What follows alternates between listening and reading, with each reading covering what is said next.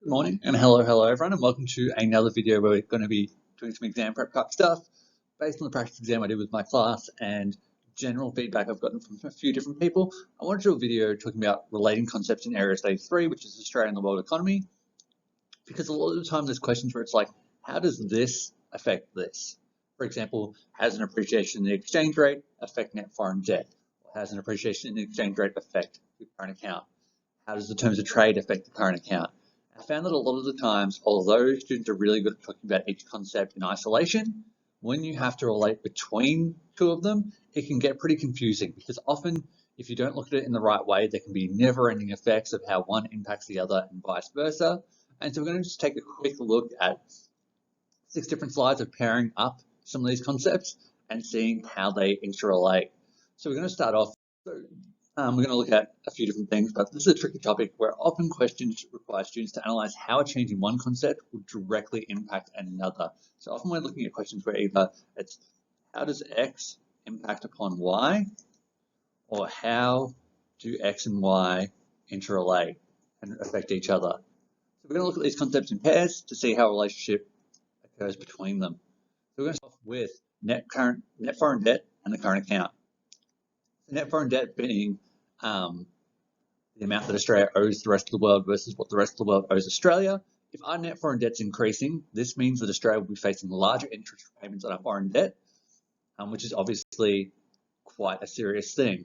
Hopefully, as you know, interest repayments are recorded as a net primary income debit in our current account. So that's a really important thing. As our net foreign debt gets bigger, which is happening this year with our massive deficit, that means that there's going to be more net primary income debits in the current account.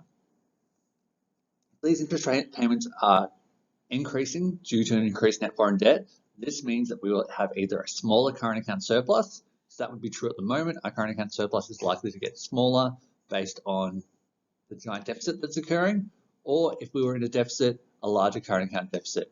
So often, if it's how does net foreign debt affect the current account, the larger net foreign debt is, the more interest we have to pay.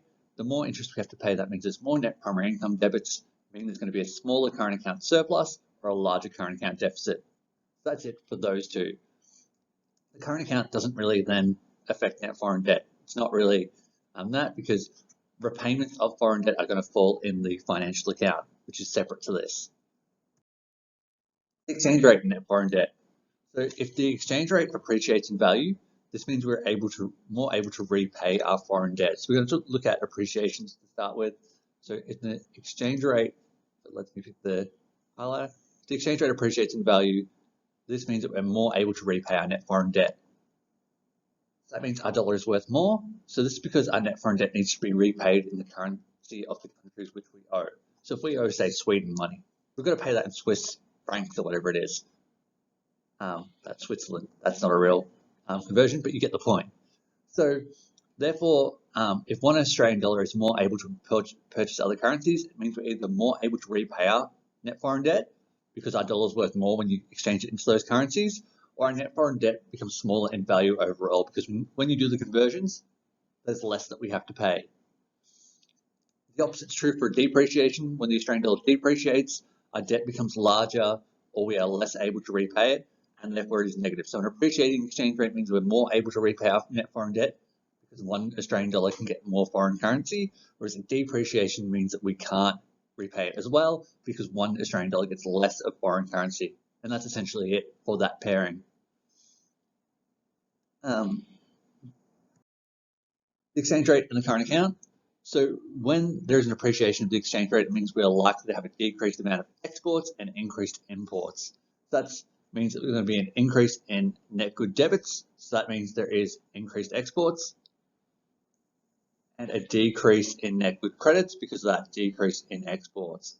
So this means we're more likely to be in a current account deficit or a reduced current account surplus. So an appreciation in the exchange rate, bad for the current account because there are more debits and less credits. A depreciation in the exchange rate means the opposite. If there's a depreciation in the exchange rate, it means our exports are more enticing. So we're going to have more net goods credits and more net services credits and less net goods debits and less net services credits. So that's it for the exchange rate. So just appreciation in the exchange rate, bad for the current account. Depreciation in the exchange rate, good for current account. So if we make that real simple and we just draw it out here, increasing AUD equals, oh, actually, we want that to be SAD. So an increasing Australian dollar is SAD current account. A depreciation Australian dollar equals happy current account. That's dumb, but that's an easy way to remember it. Very few words, and you can kind of work out why. Then we've got the terms of trade in the current account. So the terms of trade is something that people find very difficult, quite complex to go through. If you break it down to its simplest form, the current account, the terms of trade is basically it's an aggregate demand side factor. When it is appreciating, it means we're either receiving more for exports or paying less for imports. It's a positive aggregate demand side factor because it means we're getting either more injections or paying less in leakages, and therefore aggregate demand is higher. So the terms of trade being a ratio of the prices received for our exports divided by the prices for our imports. If there's a favorable movement in terms of trade, it means that either export prices have increased and or import prices have decreased. I put that in there. I've mentioned this before, but it's a really important point to have, that you're pointing out both of those are possible. If you only say one, you're probably not going to get full marks because some smart kid is going to say both, and then the examiners are going to give them the full marks and give you one less. So and or, because either can happen. If exports increase in value, that's favorable, or if import prices decrease in value, that's favorable too. Exports can stay the same and a favorable thing can happen.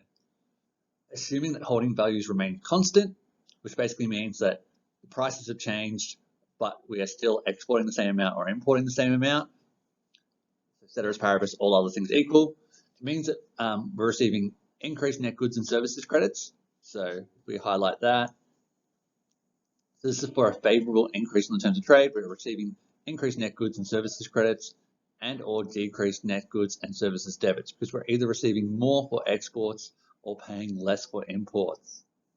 This then leads to a decreased current account deficit or an increased current account surplus. Sorry, I just wanted to move it because the sun was blaring in even more and it was just causing some crazy lens flare. But to get into the terms of trade and the exchange rate, terms of trade is the ratio of prices received for our exports divided by the prices received for our imports. You already know that, the export price index over the import price index. Same point as before, when there's a favorable movement in the terms of trade, it will mean that either the export price index has increased and or import prices have decreased. This means that either there is a high demand for the Australian dollar or decreased demand for other currencies, which is likely to lead to an appreciation of the exchange rate. So essentially what that's saying is that more AUD because of increased exports, we're receiving more for exports, they're paying more for exports, or we are doing less importing or paying less for imports. And so either way in that situation, if there's an appreciation in terms of trade, there's likely to be an appreciation of the exchange rate because of that. Either we're receiving more for exports, so there's more demand for the Australian dollar, or we're paying less for imports, so we are supplying less Australian dollars to the foreign exchange market. When there's a depreciation or a decrease in the terms of trade, it means we are either receiving less for exports or paying more for imports. This means there is more Australian dollars on the foreign exchange market, and therefore that leads to a depreciation of the exchange rate. That's essentially it for a lot of these. There are a few other relationships, but these tend to be the main ones. If there are any other ones that you're unsure about, just let me know. Like, send me an email, leave a comment about that. I'm more than happy to update with a couple of extra ones. If there's any other topics where there are combinations or types of questions you're not sure about, hit me up. More than happy to help. I like making these. It's a weird, sad thing about me, but it's good. Other than that, I hope your revision's going well. It is now like a month and 4 days until the exam, so I hope your preparation's going well.